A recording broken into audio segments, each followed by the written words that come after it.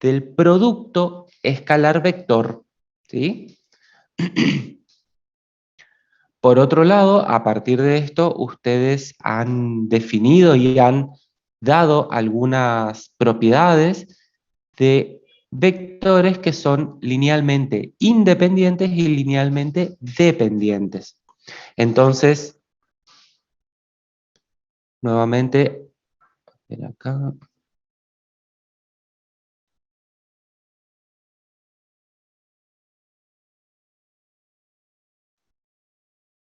Vamos a considerar un conjunto A, nuevamente de vectores, de n vectores, una cantidad finita,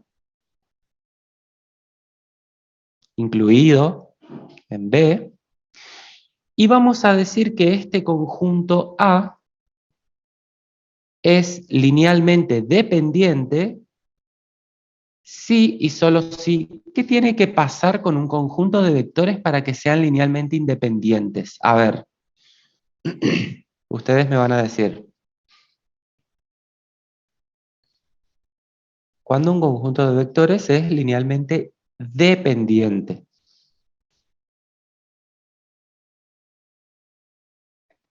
Cuando K es diferente a cero, distinto. Bien, planteando qué cosa. ¿Qué es K?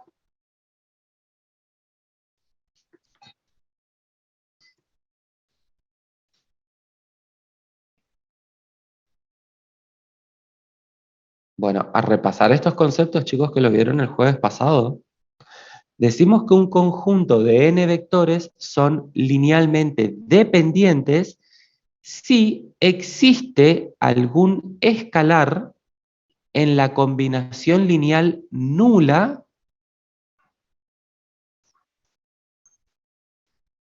de manera que ese escalar sea distinto de cero. Un conjunto de vectores es linealmente dependiente si en la combinación lineal nula, este es el vector nulo, no es cero, si en la combinación lineal nula existe algún escalar que sea distinto de cero. ¿Bien? Entre las propiedades que han estudiado o han visto para los conjuntos linealmente dependientes, ¿qué me pueden decir? ¿Qué propiedades vieron que se cumplen en los conjuntos linealmente dependientes de vectores?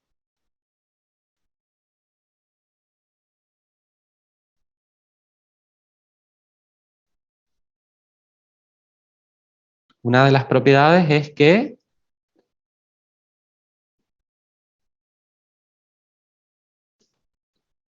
si el vector o el conjunto de vectores,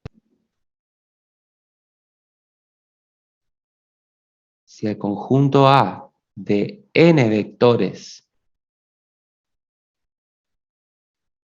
es linealmente dependiente, lo que vamos a decir acá es que entonces al menos uno de ellos, uno de esos n vectores, se puede expresar como combinación lineal de los demás vectores del conjunto A, ¿sí? Esa es una de las propiedades que se verifica en el conjunto de vectores linealmente dependientes. Bien, otra de las propiedades que probablemente hayan visto es que si un vector de nuestro conjunto A que estamos considerando,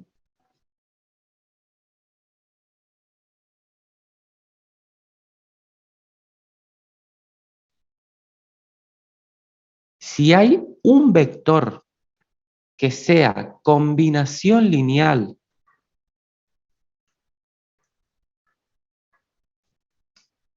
de los demás vectores, por supuesto, del conjunto A, entonces diremos que el conjunto A es un conjunto linealmente dependiente. ¿Está? Esta es otra de las propiedades que se cumple para el conjunto de vectores linealmente dependientes. Una tercera propiedad, probablemente hayan visto, es que dos vectores del plano son linealmente dependientes si y solo si. ¿Qué pasa? Esos vectores son paralelos en el plano, ¿sí? Vale la aclaración. ¿Vieron estas propiedades o no, chicos? Sí, profe, las vimos. Perfecto. Bueno, y una cuarta propiedad es que dos vectores libres del plano son linealmente dependientes si sus componentes son proporcionales.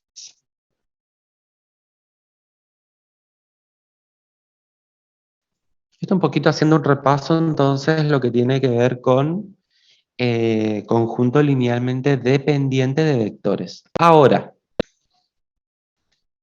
¿cuándo un conjunto de vectores es linealmente independiente?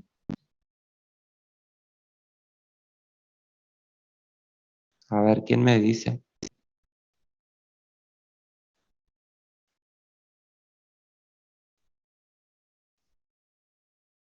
Dado el Cuando, conjunto A, cuando no ¿sí? se puede obtener ningún vector como combinación lineal de los otros. Bueno, esa sería una de las propiedades que se verifican en un conjunto de vectores linealmente independientes. Pero en términos de plantear una combinación lineal, particularmente la combinación lineal nula. Todos los escalares son cero, ¿puede ser, profe? Perfecto, decimos que el conjunto A es linealmente independiente si y solo si en la combinación lineal de vectores, la combinación lineal nula, los K sub i por los B sub i igual al vector nulo, se verifica, como bien dijo la compañera, que todos los escalares son iguales a cero. Es decir, no puede ocurrir en la combinación lineal nula, ¿sí?, que exista al menos un escalar que sea distinto de cero. Si estamos definiendo al conjunto A de vectores como un conjunto linealmente independiente. ¿Bien? Entonces, bien, acá estoy viendo que si la combinación lineal de vectores nulo es posible si todos los escalares son iguales a ceros, perfecto. Cuando dos vectores del plano no son paralelos, perfecto. Esa es una de las propiedades. Que fíjense que son un poquito estas propiedades que se verifican en la independencia lineal de vectores, son un poquito las opuestas a las propiedades que se verifican para la dependencia lineal de vectores. Es decir, vamos a indicar acá, a ver.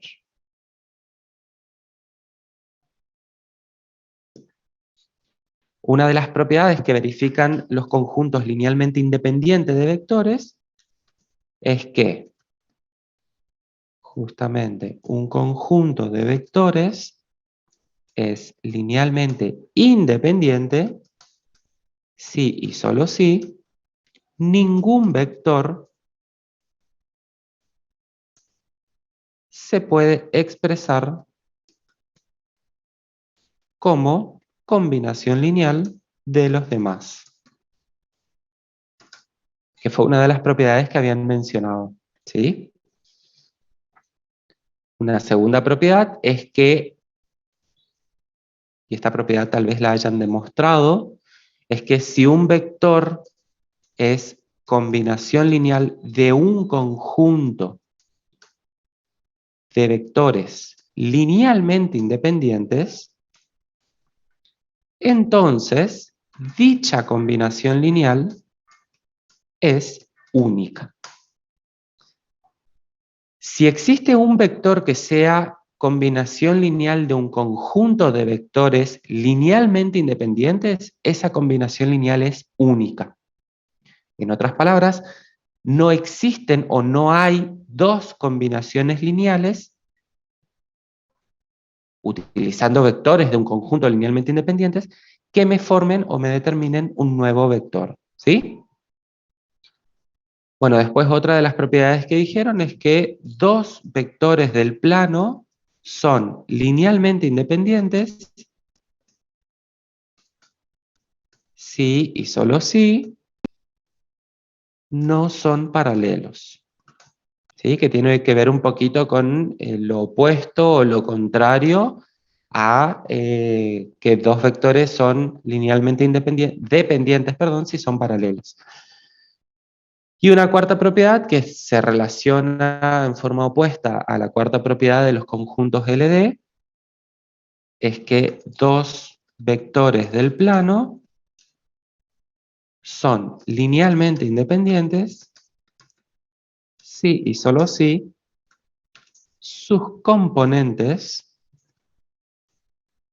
no son proporcionales.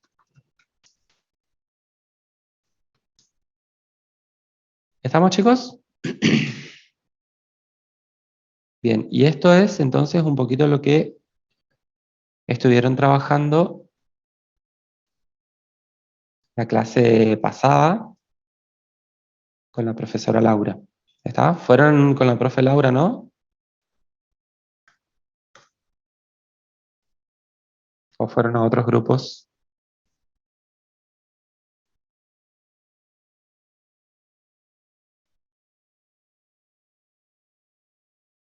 ¿O no fueron directamente? Bien. Bueno, ahí Camila ya se está adelantando un poquito a lo que sigue. Bien. Tengo entendido que llegaron a definir lo que es base de un espacio vectorial. Entonces, a ver, ¿qué pueden decir? ¿Cómo se define la base de un espacio vectorial?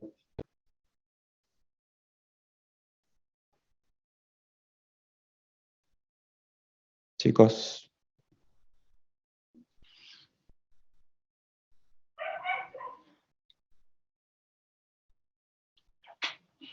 ¿cómo se define base? Yo anoté esto. Se dice que un conjunto Ujú. de vectores, lo que pasa es que fui anotando así, es una ¿Sí? base, sí, solo sí es un conjunto de generadores y además es un conjunto de vectores linealmente independientes. Perfecto. Bien. Un conjunto de vectores es base si ese conjunto es sistema generador y además es un conjunto linealmente independiente de vectores. ¿Qué significa que sea sistema de generadores, chicos? ¿Qué entienden por sistema generador?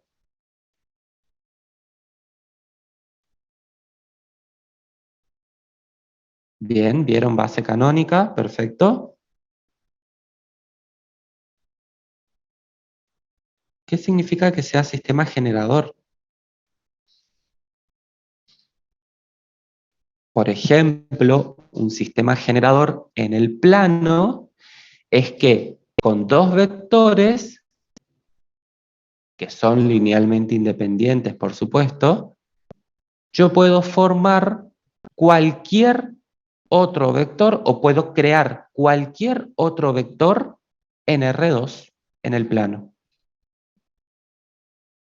De hecho, me están diciendo que vieron base canónica. ¿Cuál es la base canónica? La de módulo igual a 1. Bien, es el conjunto de vectores que está formado por vectores que tienen módulo 1, pero particularmente, ¿cuáles son esos vectores?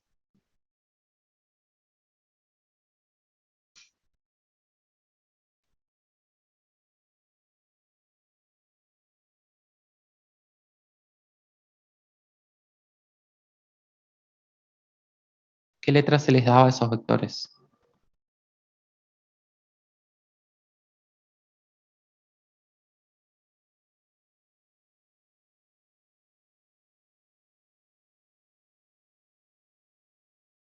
Acá estoy anotando lo que me dijeron recién. Si B es un sistema generador y además B es linealmente independiente. Así se define lo que es base. Luego vieron base canónica. Dentro de la base canónica habrán definido para el plano, o sea, en R2, habrán definido a los versores I y J. Que estos versores I y J son vectores de R2 que tienen ¿qué componentes? ¿Cuáles son los componentes del versor I?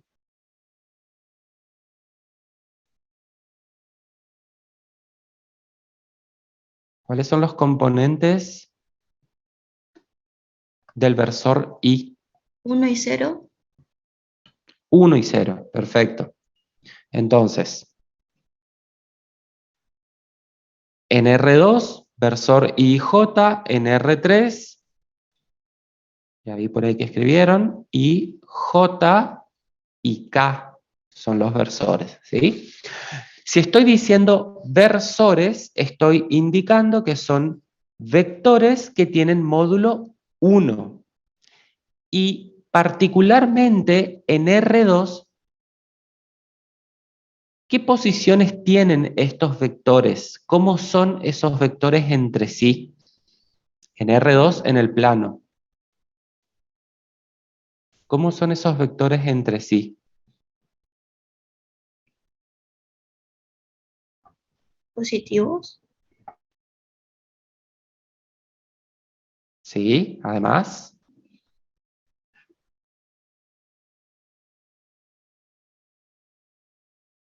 No estoy encontrando ahora.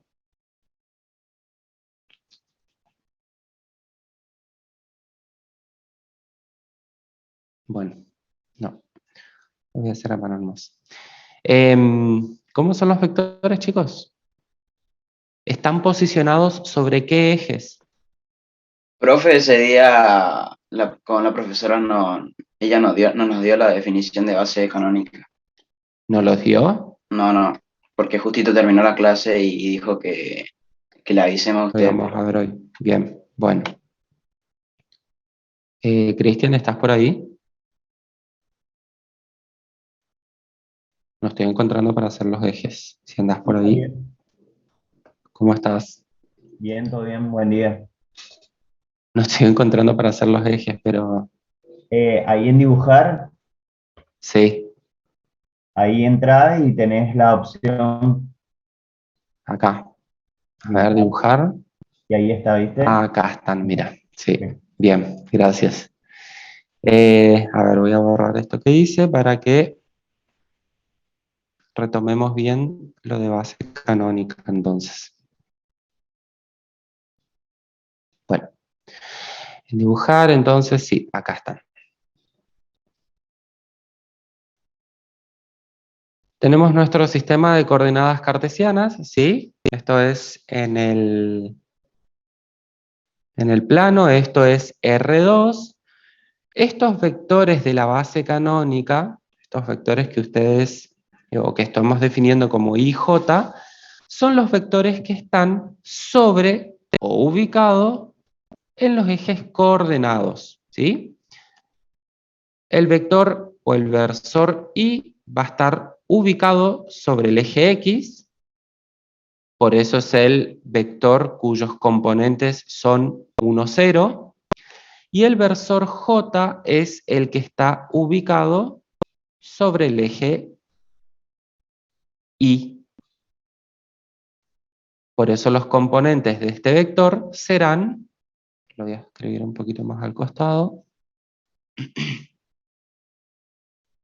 ¿Cuáles son los componentes de este vector si están ubicados sobre el eje Y? 0, 1. 0, 1, perfecto. Bien, entonces acá voy a poner J componentes 0, 1. ¿Está? Recuerden que estos versores, por eso se llaman versores, son vectores que tienen módulo 1. Y lo que estamos diciendo es que justamente con estos dos vectores en R2, recuerden que acá estamos trabajando el espacio bidimensional, o el espacio de dos dimensiones, con estos dos vectores I y J, fíjense que son vectores en el plano que no son paralelos. Esto significa que al no ser paralelos van a ser secantes, se van a cortar en un punto. Particularmente estos vectores son perpendiculares. Y si yo tengo dos vectores que no son paralelos en el plano, significa que esos vectores son linealmente independientes. Y además, con estos dos vectores I y J, nosotros podemos formar o crear cualquier vector del plano. O sea que este conjunto B, cuyos vectores son I y J, también constituye un sistema generador. ¿Sí? Con estos dos vectores, reitero, puedo formar cualquier vector del plano. Y ahora ya vamos a ver qué significa eso. Bien, análogamente con R3, nosotros tenemos el sistema de coordenadas cartesianas. A ver si puedo borrar esta línea. No. Bueno, no importa. Recuerden que acá ya estamos trabajando en el espacio, ¿sí? R3.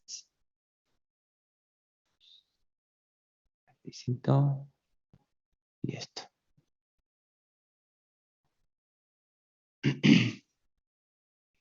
Vamos a tener entonces el semieje positivo de las X, semieje positivo de las Y, semieje positivo de las Z.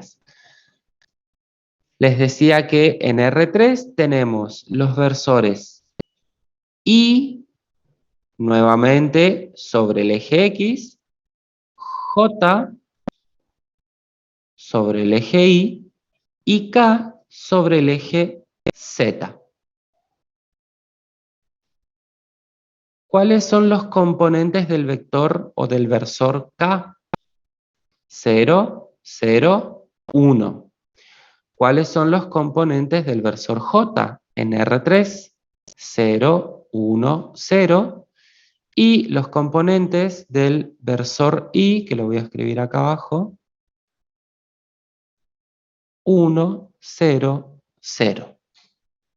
Entonces, tenemos en R3 tres versores I, J y K, vectores de módulo 1, que es o constituye un conjunto linealmente independiente de vectores y además es un sistema generador, es decir, con estos tres vectores podemos formar o construir, por así decirlo, cualquier vector en el espacio, en R3. ¿Bien? De esta manera entonces se definen los vectores de la base canónica en R2 y en R3. ¿Estamos hasta acá? Sí, profe. Perfecto. Bueno, ¿por qué es importante definir o trabajar estos vectores de la base canónica? Porque justamente ahora vamos a definir, o vamos a hallar, mejor dicho, la expresión canónica de un vector.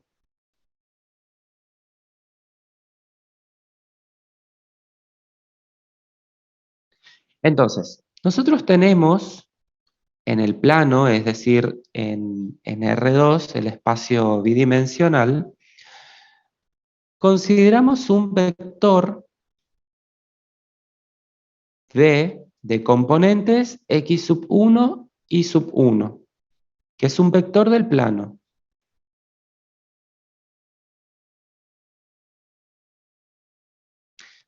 En este caso, vamos a ver que todo vector del plano se puede escribir como combinación lineal de los versores I y J.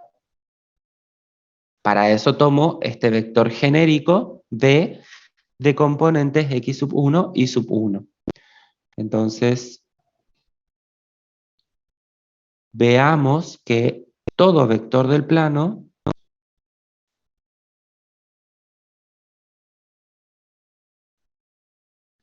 se puede escribir como combinación lineal de los versores I y J. ¿Por qué de I y de J? Porque recuerden que estamos trabajando con vectores en el plano. Acá estoy trabajando en R2. Entonces, dijimos nuestro vector V, cuyos componentes son I sub 1 y sub 1. Fíjense que por las operaciones que ya se han definido con vectores y como ya estamos trabajando dentro de lo que es un espacio vectorial, a este vector V yo lo puedo pensar como la suma de otros dos vectores. Los vectores x sub 1, 0, más 0 y sub 1. ¿Está? Y por otro lado, aplicando la definición de producto escalar vector, a este vector x sub 1, 0, yo lo puedo escribir como x sub 1 por 1, 0, más, y a este vector 0 y sub 1 lo puedo escribir como y sub 1 por 0, 1. ¿Se entiende lo que hice hasta acá?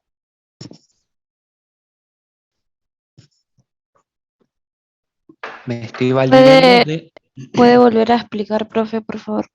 Sí, me estoy valiendo acá de las definiciones de las operaciones entre vectores. ¿Qué operaciones? Suma de vectores y producto escalar vector.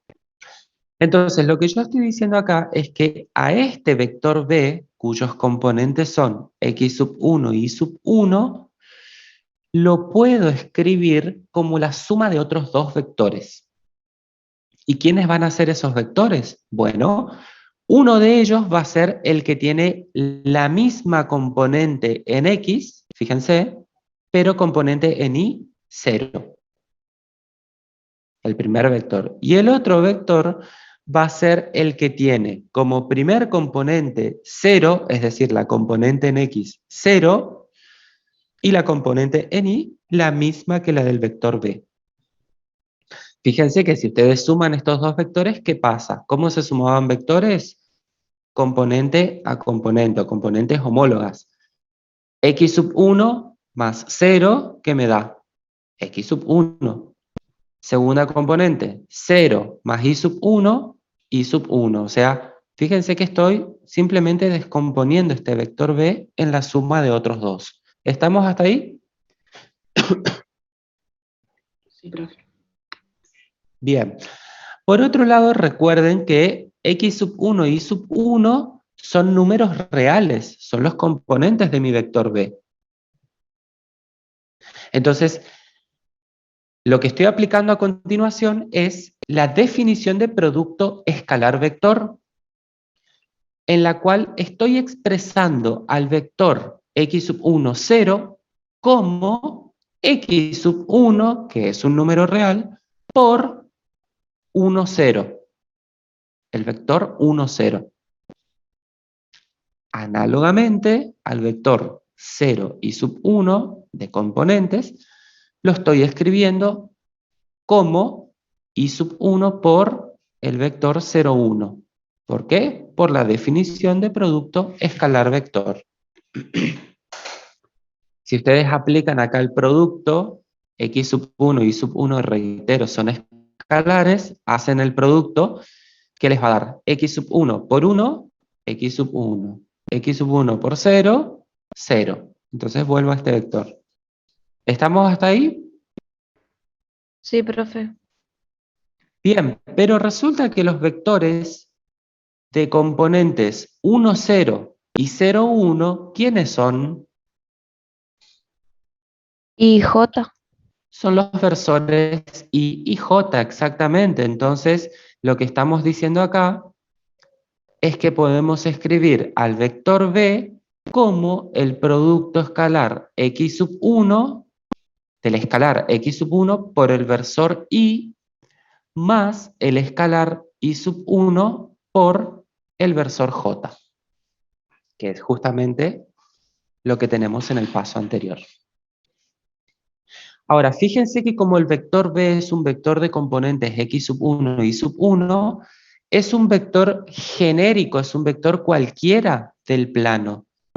Y lo que estamos mostrando acá es que a este vector B cualquiera, justamente lo podemos expresar o lo podemos escribir en función de los vectores de la base canónica I y J.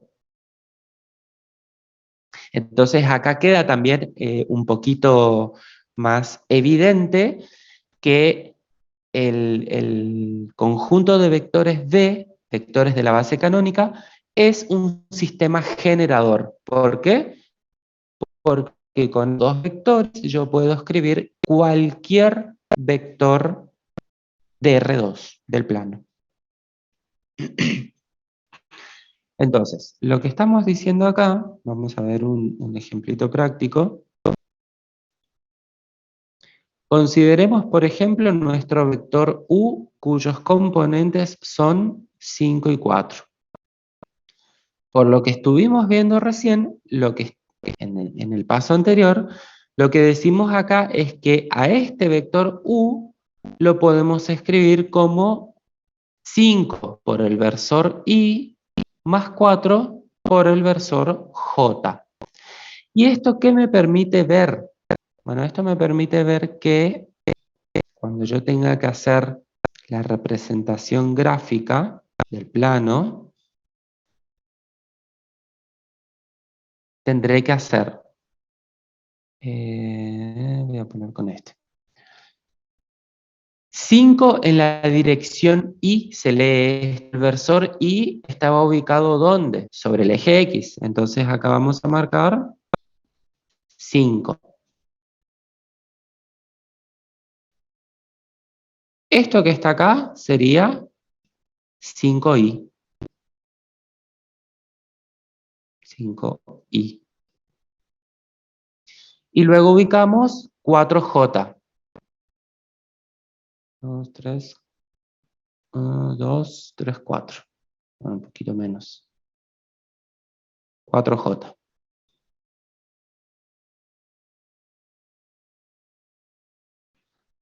Recuerden que acá tenemos ubicado a los versores I y J. Entonces ustedes ya saben que al multiplicar un vector por un escalar, ese escalar lo que hace es que nuestro vector se amplíe, ¿sí? Tenga un módulo mayor, o se achique o tenga sentido opuesto. En este caso, como estoy multiplicando por números enteros positivos, lo que va a pasar con mis versores I y J es que me van a dar otros dos vectores que son de módulo mayor a 1. ¿Bien? Entonces, ¿cuál va a ser el vector 5, 4? Acá, justamente, el vector que se genera al trazar las perpendiculares por esos vectores 5i y 4j. Es decir, que el vector u es este vector que está acá. ¿Está, chicos? ¿Se entendió?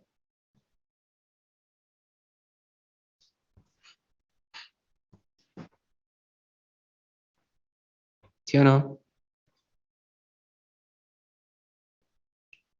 Esto era con esto.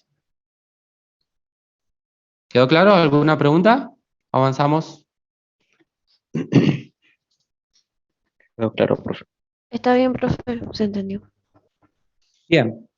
Bueno, de la misma manera que lo hemos hecho acá en el plano, en el espacio ocurre lo mismo. Entonces, acá diremos análogamente, en R3, que es el espacio, si consideramos un vector B cuyos componentes son x1, y1, z1, a este vector lo puedo pensar como, o lo puedo descomponer en la suma de tres vectores. ¿Quiénes van a ser esos vectores? El vector de componentes. Primer componente o componente en X, la misma que la del vector B, componente en YZ, 0, más 0 componente en X, segunda componente o componente en Y, la misma que la del vector B, y 0 en Z, más primeras dos componentes 0 o componente en X y en Y 0, y la componente en Z, la misma que la del vector B. Y luego, valiéndome del producto, de la definición de producto escalar vector, acá lo podemos escribir como x1 por 1, 0, 0, más y1 por 0, 1, 0, más z1 por 0, 0, 1. Y resulta que esos tres vectores que están ahí son los vectores. ¿Qué vectores? Lo escribo acá abajo. x1 por el versor y más y1 por el versor j más z1 por el versor k. Esos vectores 1, 0, 0, 0 y 0, 0, 1 son los vectores de la base canónica de R3. Vectores que me permiten escribir cualquier vector de R3 como combinación lineal de los mismos, que es lo que estamos haciendo. ¿Estamos, chicos?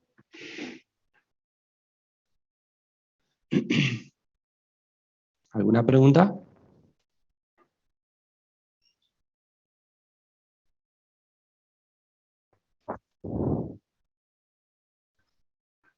Bueno. Vamos a definir ahora ángulos directores.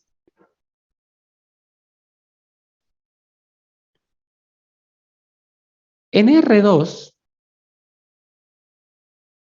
nosotros vamos a tener que... A ver, acá les voy a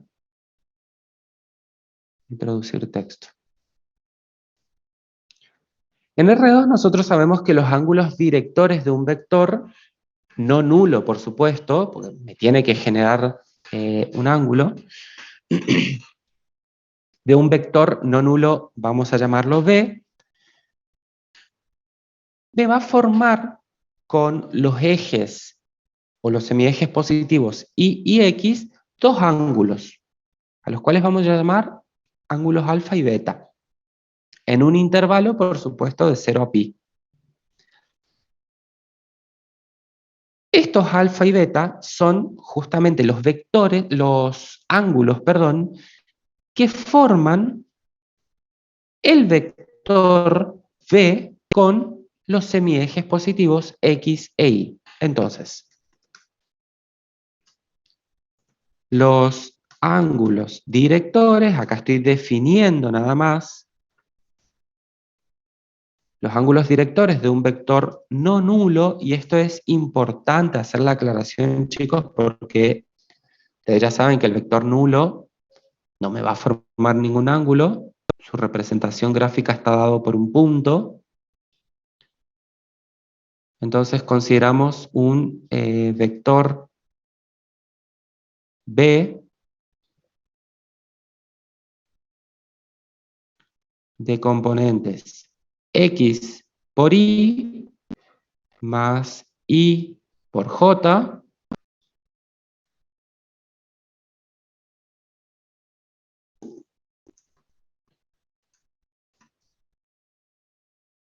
con los ángulos. No sé por qué se corrió esto. No, bueno.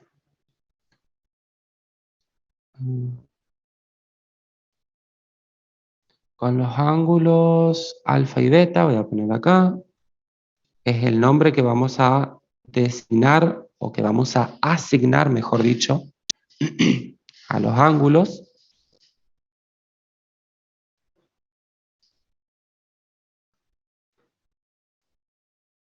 en el intervalo 0pi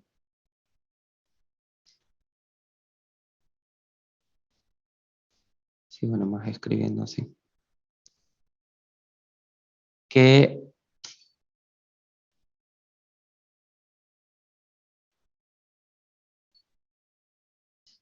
el vector forma con los semiejes positivos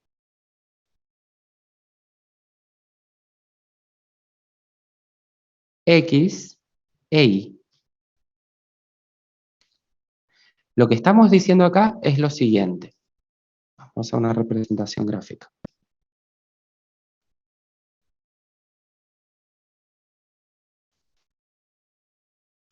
Consideramos un vector, dijimos no nulo, vector B. Fíjense que este vector B, con los semiejes positivos Y y X, me forma dos ángulos. Ángulo alfa y ángulo beta. Esos ángulos que acabo de marcar ahí, que son los ángulos, reitero, que forma el vector B, vector no nulo de R2, con los semiejes positivos X e Y, son los ángulos que reciben el nombre de ángulos directores. Y es importante destacar acá que los ángulos directores de un vector, o sea, estos ángulos alfa y beta que marqué, van a determinar de forma única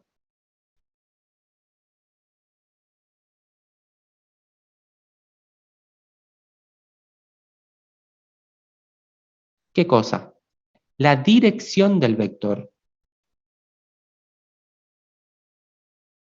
Estos ángulos determinan la dirección del vector. Pero lo que no me van a determinar es la longitud. Entonces, los ángulos directores de un vector me determinan la dirección del vector, pero no la longitud del mismo. Si yo quiero hallar la longitud de ese vector, tengo que hallar el módulo del vector. Y si conozco los componentes del vector, ustedes ya saben que, recurriendo al teorema de Pitágoras, se puede determinar la longitud o el módulo de ese vector. ¿Bien? En R3, ¿qué va a pasar? La dirección de un vector en el espacio de 3 dimensiones, justamente porque dijimos en R3, va a estar determinado ahora por 3 ángulos, que van a ser ¿quiénes? Los ángulos alfa, beta y gamma, que son los ángulos que se forman con los 3 semiejes positivos X, Y y Z. ¿Bien? Entonces, en forma análoga a lo que vimos acá en R2, tenemos dos ángulos que son los directores de mi vector en R2. En R3 tendremos 3 ángulos que van a ser los ángulos directores del vector B en R3. ¿Quiénes son esos ángulos? Son los ángulos que forma el vector B, vector no nulo, con los semiejes positivos X, Y y Z respectivamente. ¿Bien? Entonces, esto de coseno de ángulos directores me permite definir ahora lo que son los cosenos directores. Y diremos entonces que los cosenos directores de un vector B no nulo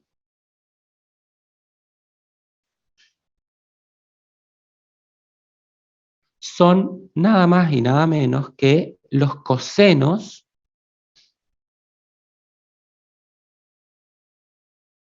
de los ángulos directores, o sea, de esto que hemos definido anteriormente. Esos son los cosenos directores. ¿Cómo se definen o cómo se hallan esos cosenos directores en el plano? Bueno, analicemos. Tenemos nuestro sistema de coordenadas cartesianas.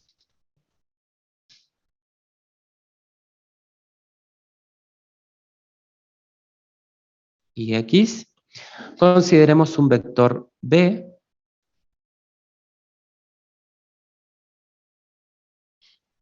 Este vector B, por supuesto, tiene componentes X sub 1 y sub 1. Tenemos los ángulos alfa y beta. Entonces, según esta representación que acabamos de hacer acá, en el sistema de coordenadas cartesianas, el coseno del ángulo alfa, ustedes saben que el coseno de un ángulo agudo en un triángulo rectángulo se define como el cateto adyacente sobre la hipotenusa. Entonces, fíjense en este triángulo rectángulo que está formado por el vector B, que sería la hipotenusa, este segmento perpendicular y esta parte del sensitivo de las X. Ahí tengo mi triángulo rectángulo. El coseno de alfa, ¿quién sería? El cateto adyacente, que es, fíjense, esta longitud, lo voy a marcar acá con color. Este es el adyacente de alfa. La hipotenusa, ¿quién va a ser? ¿Quién es la hipotenusa en este triángulo? El vector B.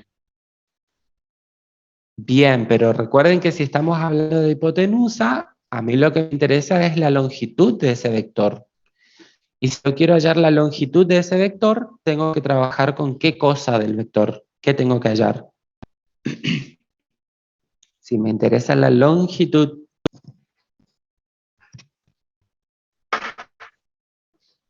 el módulo, El ¿sí o no? módulo.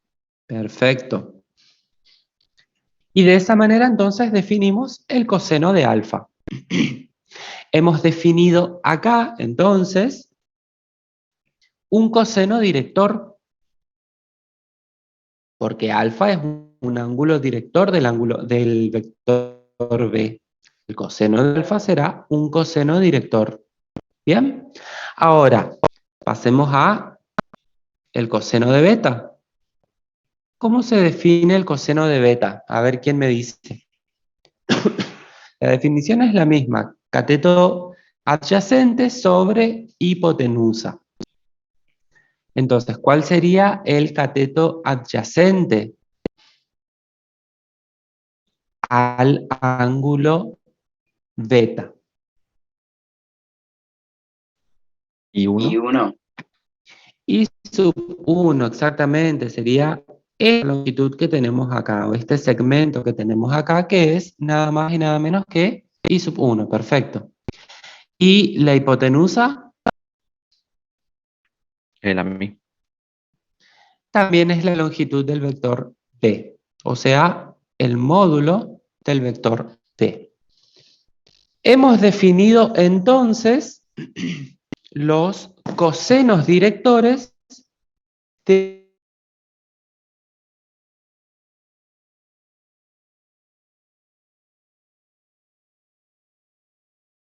entre la primer componente, el coseno de alfa sería la primer componente del vector sobre el módulo del vector, y el coseno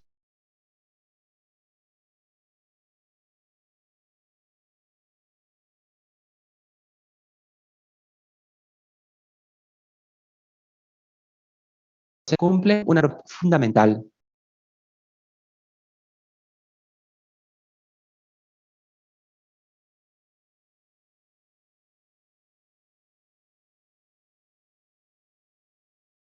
Vamos a escribir propiedad de los cosenos directores. ¿Qué propiedad verifican estos cosenos directores? Bien, la suma de los cuadrados de ellos, o sea, la suma de los cuadrados de los cosenos directores de un vector no nulo de plano es igual a 1. Simbólicamente,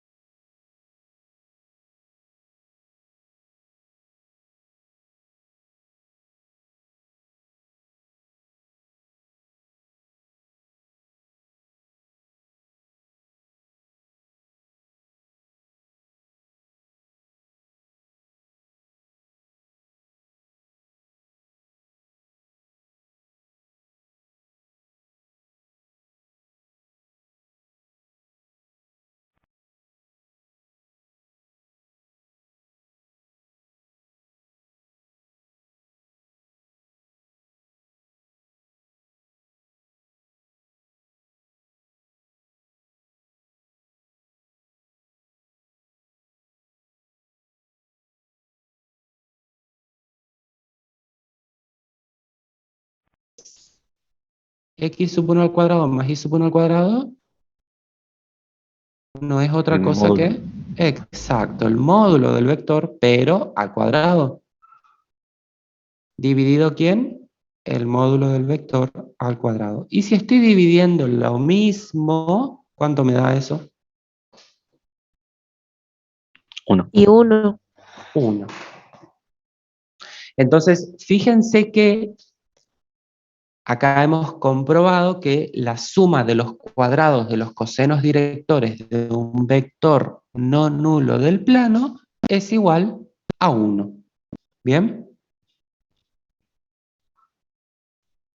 Sí, Walter, acá lo único que hice fue retomar esta parte de cómo se define el módulo de un vector, simplemente para valerme de esa definición en este paso, ¿sí? Esto parece un 2 ahí. En realidad es x sub 1 esto. Entonces nos valemos de la definición del módulo del vector para comprobar que efectivamente esta suma o la suma de los cuadrados de los cosenos directores es igual a 1. ¿Bien? ¿Estamos hasta ahí?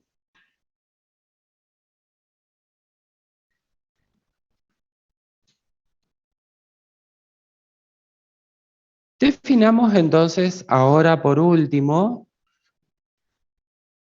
sí, porque ya no me va a dar después el tiempo, los componentes de un vector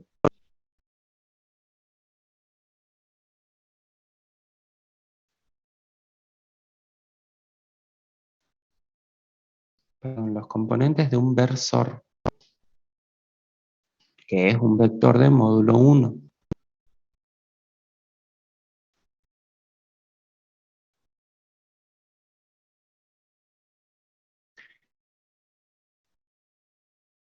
Componentes de un versor en la dirección dada. Si me está diciendo componentes de un versor en la dirección dada, y acá seguro van a entrar en juego estas definiciones que estamos trabajando de cosenos directores. ¿Por qué? Porque recuerden que los ángulos directores de un vector no nulo del plano me van a definir la dirección de ese vector. Entonces, ahora lo que vamos a ver es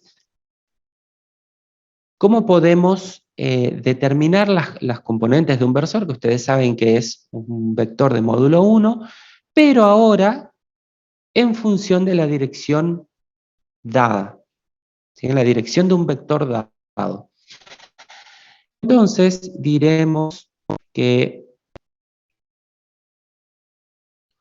tengo que cambiar la punta de este lápiz porque no va más. Dado un vector B, cuyos componentes son x sub 1 y sub 1, un vector del plano, por supuesto, estamos considerando acá, podemos determinar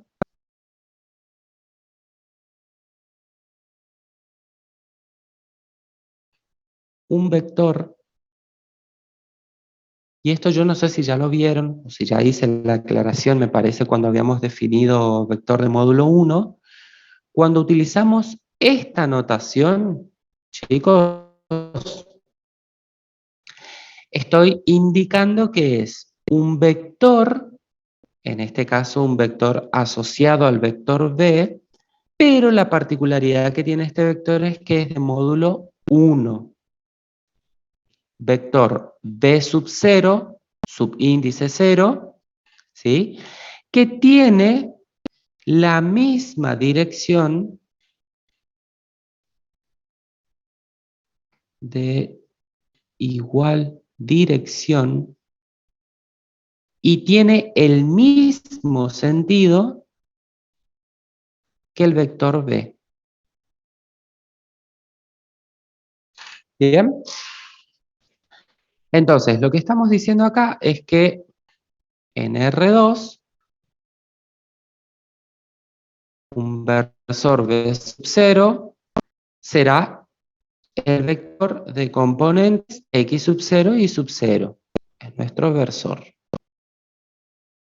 Vector de módulo 1. Los cosenos directores de este vector, de B sub 0, ¿quiénes van a ser? A ver, ¿quién me dice?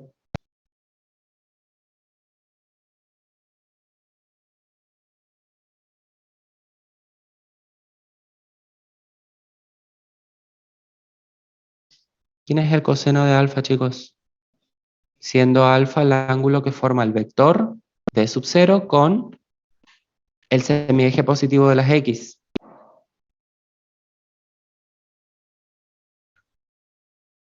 Primer componente. X sub 0. X sub 0, muy bien. Primer componente del vector B sub 0 sobre el módulo del vector. Bien. Ahora, dijimos que B sub 0 es un versor. Si es un versor, es un vector que tiene módulo 1. Por lo tanto, este cociente que estoy planteando acá, ¿cuánto me da? Si estoy diciendo que el módulo de B sub 0 es 1, por ser B sub 0 un versor, ¿qué me queda? X sub 0. X sub 0, exactamente. Análogamente, el coseno de beta, ¿quién es? ¿O cómo se define? Y sub 0 dividido el vector. Módulo del vector 0. Dividido el módulo de B sub 0, perfecto, el módulo del versor. Nuevamente, el módulo del vector B sub 0, que es un versor, es 1, por lo tanto, el coseno de beta es simplemente 0. Entonces, lo que estamos diciendo acá, fíjense, es que el vector B sub 0, o los componentes de este versor, son ¿quiénes? El coseno de alfa y el coseno de beta. ¿Sí o no? Fíjense que acá habíamos definido B sub 0 como el vector cuyos componentes son X sub 0 y Y sub 0. Ahora, aplicando las definiciones de cosenos directores de este vector, ¿qué encontramos? Encontramos que el coseno de alfa es X sub 0 y el coseno de beta es Y sub 0. ¿Qué son los componentes de mi versor? Entonces, lo que estamos diciendo acá es que las componentes de un versor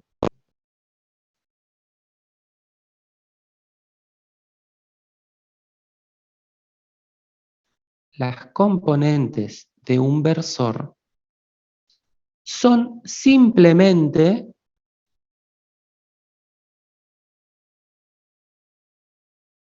sus cosenos directores.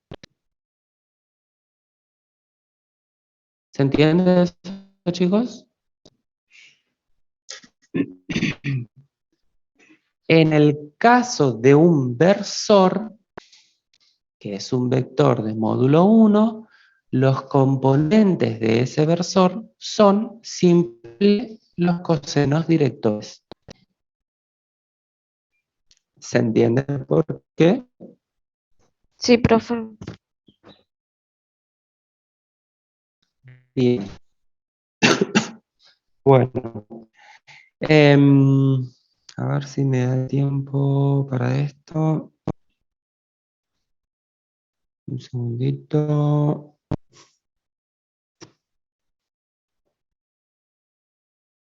Sí.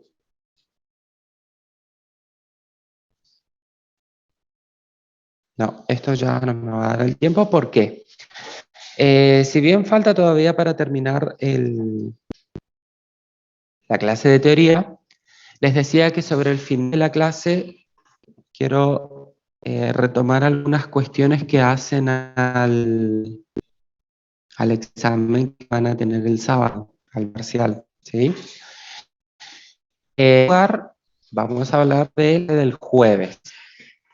Con esto terminamos la clase de hoy.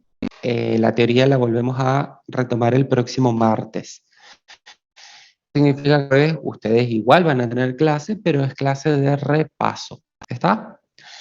Entonces, pregunto, ¿Hay conectados acá estudiantes del grupo del profe Mosqueda? Sí, profe. Bien. Bueno, ¿cómo van a estar trabajando ustedes el jueves, chicos? Esto me avisó la profesora Morando.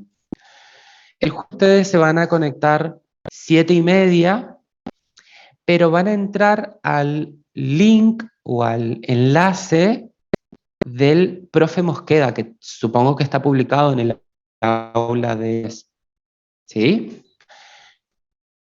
¿Y qué van a hacer? Ese jueves van a trabajar con la profe Morando, la profesora Morando, y lo que van a hacer es un simulacro del examen. ¿Sí? Se van a conectar a las 7:30 al enlace del profesor Mosqueda, van a estar con la profesora Morando, y ahí van a trabajar sobre el cuestionario, que es un cuestionario simulacro. La idea de ese cuestionario, y esto sí va para todos, chicos, porque los de los grupos 9 y 10 van a hacer lo mismo el jueves, pero ahora hago otras aclaraciones. La idea de ese cuestionario es que, además de repasar un poquito los contenidos que allí se exponen o que se les presenta, es que ustedes puedan practicar cómo subir un archivo al cuestionario. Y previo a esto, cómo convertir un archivo, foto o lo que sea, a formato PDF. Entonces, de acá al jueves, ustedes tienen que practicar, esto queda a cargo de ustedes, practicar cómo convertir un archivo, imagen, a formato PDF. Existen aplicaciones para el teléfono, para el celular, que esas aplicaciones capturan la imagen y automáticamente los convierte a PDF. Algunas les escribo acá en el chat. Particularmente yo uso Adobe Scan, lo descargan del Play Store o del App Store. También está el Tab. Sí, No podemos hacer un Word y convertirlos a PDF, porque lo que nos pasó en bien, el módulo es que las fotos superaban los megas que nos permitían. exacto. Justamente por eso, chicos. ¿Cuál es el problema con las fotos, con el aula virtual? Cuando ustedes están resolviendo el examen y si tienen celulares de media gama o alta gama, lo que ocurre es que la calidad con la que saca las fotos es buena a muy buena, y eso hace que la foto sea muy pesada. Entonces, si ustedes quieren al momento del parcial, por ejemplo, subir 2 o 3 fotos, el aula virtual tiene una cierta capacidad para subir los archivos. No es que ustedes pueden subir 4 gigas de archivos, digamos. Por eso, al convertirlos en PDF, lo que ocurre es que esas fotos disminuyen el peso, por así decirlo. Y por otro lado, para los profesores que tienen que corregir, facilitan un montón la corrección a que se presentaran en formato imagen. Entonces, por eso se les pide que practiquen cómo convertir imágenes a formato PDF. Acá yo les presenté la propuesta de 3 aplicaciones que convierten las imágenes a formatos PDF automáticamente. Otras opciones es utilizar conversores en línea. Por ejemplo, hay una página que es I Love PDF, que también les permite pasar de formato imagen a formato PDF. Otra opción que tienen es, en sus computadoras, cargan la imagen en un Word y el archivo Word lo guardan en formato PDF. ¿Sí? A ver si les puedo mostrar acá rapidito. Esto, chicos, es clave al momento de rendir el parcial. Y es importante, reitero, que practiquen de acá al sábado cómo hacer eso. Porque aunque no parezca, ya nosotros venimos todo un año con este tema de los exámenes virtuales, ya sabemos lo que pasa al momento de los exámenes, ustedes están nerviosos, se les termina el tiempo y no pueden convertir, no pueden subir el archivo, etcétera, etcétera, etcétera. ¿Cómo lo hago si cargo la imagen? A casa, supongamos que tienen la imagen en su escritorio, pegan, archivo, para los que no saben. Guardar como, por ejemplo, yo quiero guardar en el escritorio. Acá donde dice tipo, yo voy a poner F, guardar. Y eso va a hacer que mis imágenes se guarden en formato PDF, para que yo las pueda subir al aula. ¿Bien? Entonces, les decía, la clave del jueves del simulacro es que ustedes, además de practicar y de repasar los contenidos que se van a evaluar, es que puedan ver cómo subir los archivos a un cuestionario.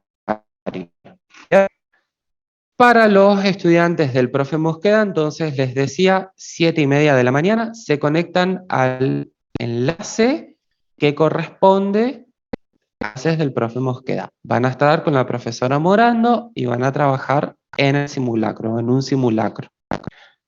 La profesora va a estar conectada para que mientras ustedes están trabajando, si surge alguna duda, alguna pregunta, se lo planteen a ella. Por otro lado, estudiantes, grupos 9 y 10, estudiantes del profesor Cristian y de la profesora Analía. Hola Ana, ¿cómo estás? Ahí te estoy viendo. El jueves se van a conectar a las 8 de la, 8 de la mañana, 8 menos 5, ¿sí? Y también van a trabajar sobre un simulacro de examen. Los profesores van a estar conectados también para que si ustedes tienen alguna duda durante la resolución del cuestionario, los profes van a estar ahí para ayudarlos. ¿Bien?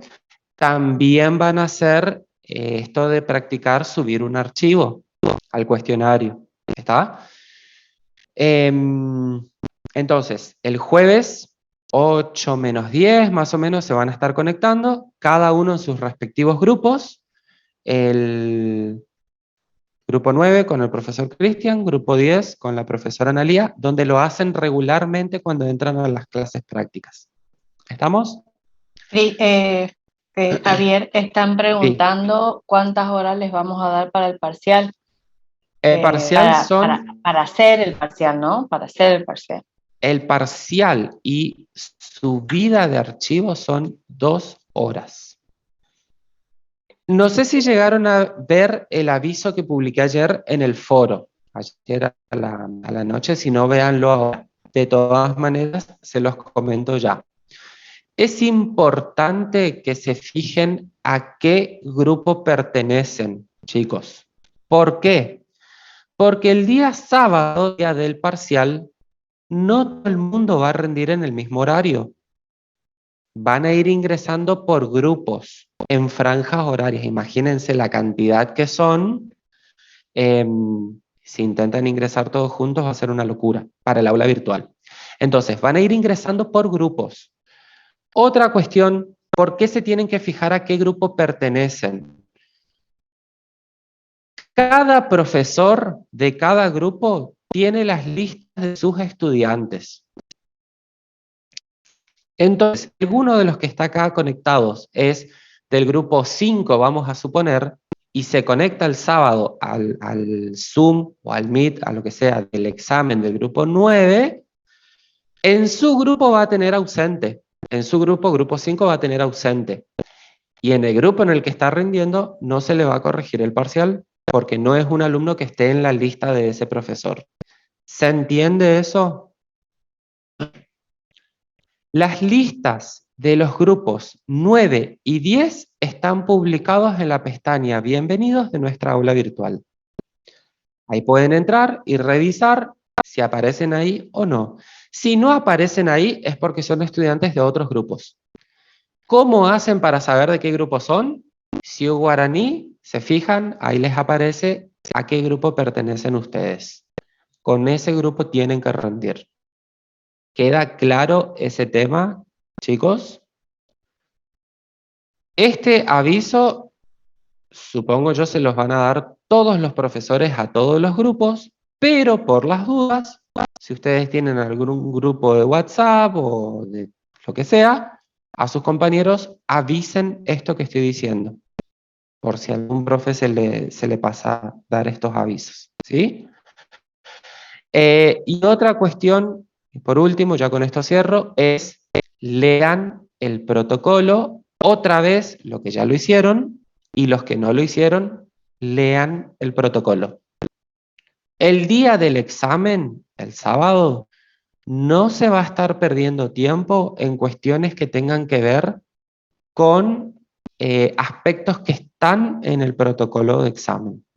Como por ejemplo, ¿qué cosa? Que tengan la cámara y lo tengan así como me están viendo ustedes a mí. En el protocolo está con imagen y todo, cómo tienen que estar ubicados con la cámara. Entonces, sobre esas cuestiones no se va a estar perdiendo el tiempo el día sábado.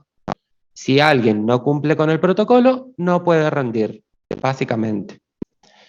El protocolo está publicado desde el día 1 de clase. O sea, hace más de un mes tienen el protocolo publicado para los que todavía no leyeron.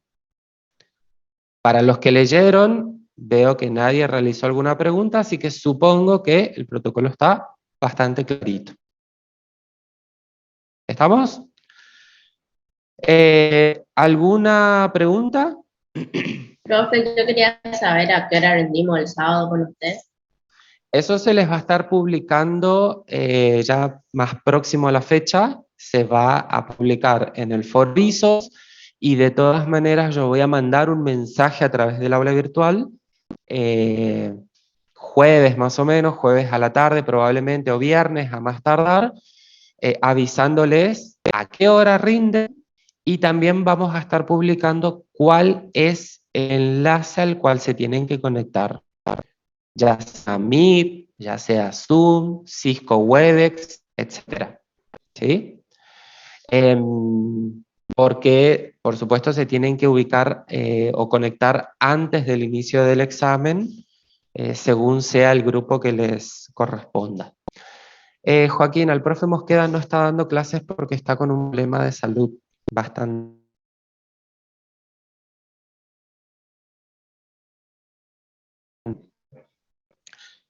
Ornella, para el parcial, como ya mencioné, tienen 2 horas en principio de lo que es producción y subida del archivo. ¿Qué significa esto? Que en esas 2 horas ustedes tienen que responder el examen, resolver y subir su archivo. Particularmente la profesora Analía y el profesor Cristian Romero son los profes con los cuales trabajamos en conjunto en esta teoría. Van a estar avisando unos 15 minutos antes de que se cumpla el horario para que ustedes saquen ya las fotos, conviertan a PDF y empiecen a subir el archivo. Es importante que tengan en cuenta el tiempo, chicos, porque a veces se confían en que pueden subir en 5 minutos o en menos el archivo. Ha pasado que hay gente que se quedó sin presentar su examen porque el cuestionario se les cerró. ¿Por qué? Confiados de que en 5 minutos subo el archivo. Cuidado con eso. El tiempo promedio estimado es 10 a 15 minutos que nosotros les pedimos que destinen a sacar foto, convertir a PDF y subirlo. ¿Estamos? Profe, tengo una duda. Sí. Estuve mandando el Zoom y la lista, y yo no estoy. En el grupo 9 son todos con M y yo soy Molinari y no estoy. ¿Grupo 10 tampoco? No. En Molinari va. en alguna parte de ahí de Sioux Guaraní, ¿no te aparece o no les aparece a qué grupo pertenecen? Sí, en trámites me fui y miré agenda de clases y ahí me aparece que soy del grupo 9, o sea, con usted, digamos. ¿Y en la lista no estás? Y en la ¿En la lista lista no que estoy. publiqué? Bueno, para me voy a fijar, voy a anotar para fijarme. Pero entonces, en el Sioux Guaraní les aparece de qué grupo son ustedes. Sí. Bien. Molinari, ¿me dijiste nombre? Vargas con B alta, Fiorella. Molinari Vargas. Sí está, Javier. ¿Está? En la lista es la misma que vos me pasaste, ¿no? Sí, sí, sí. Sí, sí, está Molinari Vargas con B larga. Bien. Fiorella, el Bueno, libreta 003914. sí. Sí estás en la lista. Bueno, me quedo tranquila entonces, gracias. No. Bien, está. Si hay alguien, chicos, que no sabe a qué grupo pertenece, también tengo entendido que los chicos del centro de estudiantes tienen acceso a todas las listas de todos los grupos, entonces se ponen en contacto con ellos y consultan a qué grupo pertenecen. ¿Está? Sí, Rocío, el parcial es solo de índole práctica, lo cual no significa que no tengan que saber cosas de teoría. Ustedes ya fueron viendo en los ejercicios que van resolviendo en la guía las vinculaciones que hay entre teoría y práctica en ciertos aspectos. ¿Sí? Bien. ¿Estamos, chicos? Profe, Sí. yo quería preguntarle si el parcial es de libre navegación. No. No, Milagros. Ustedes acceden al parcial, ya la pregunta que les aparece en la página 1, si ya no lo responden, ya no lo empiezan a resolver ahí, al pasar a la siguiente no pueden volver a la página anterior. Bueno, gracias, profe. ¿Ah? Bien, de nada. Bueno, Profe, chicos, sí, una consulta. decime. A la hora de resolver los ejercicios, ¿tenemos que poner las fórmulas que usamos o no hace falta? Depende del ejercicio, pero por ejemplo, creo que para la función cuadrática, si aparece la resolución de ecuaciones cuadráticas, les pide la resolvente, Ana, que escriban. Para la parte de análisis combinatorios, si aparece algún cálculo de M, ustedes ya saben que necesitan de la fórmula. En No pueden realidad, resolver con calculadora. en realidad, Javier, si trabajamos procedimiento y se les pide que suba, tienen que notificar el proceso. Desarrollen el ejercicio